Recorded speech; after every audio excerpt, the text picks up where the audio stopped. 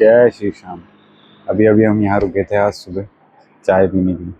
माता जी ने 1 रुपया चाय का नहीं दिया।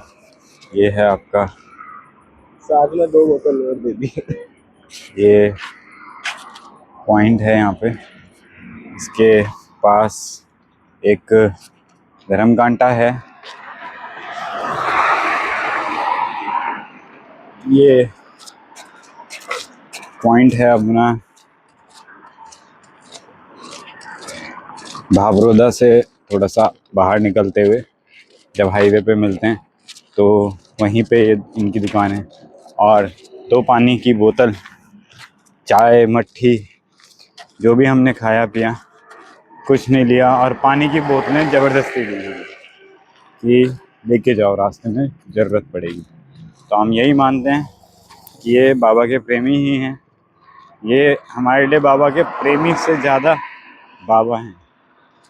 हम इनको भगवान मानते हैं जो हमारी यात्रा में मदद करते हैं। और आज की यात्रा हमने भाबरोदा से 4 किलोमीटर पीछे से स्टार्ट की थी सुबह 9 बजे। और आज हमारा टारगेट है झज्जर से 10 किलोमीटर आगे का। जो पूरी यात्रा हमारी लगभग 40 किलोमीटर की बैठेगी। आज की यात्रा 40 किलोमीटर की होगी।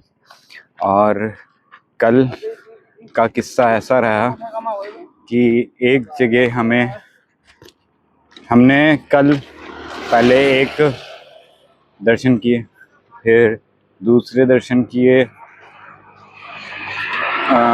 भट गांव में, जहाँ पे बाबा के पास 12 एकड़ ज़मीन है जिसमें खेती की जाती है। और वो खेती बाबा के ही कार्य में लगती है, मंदिर का ही कोष में जमा होती है। उसके बाद हम आगे बढ़े तो हमने सीसना धाम के दर्शन किए। वहाँ पे चल रही थी यात्रा, रथ यात्रा बाबा की। ध्वजा लेके लोग थे, पूरे शहर में घूम रहे थे। उसके बाद वहाँ पे भंडारा था, बहुत ही भव्य भंडारा। उसके बाद हमने यात्रा वहाँ से आगे बढ़ाई और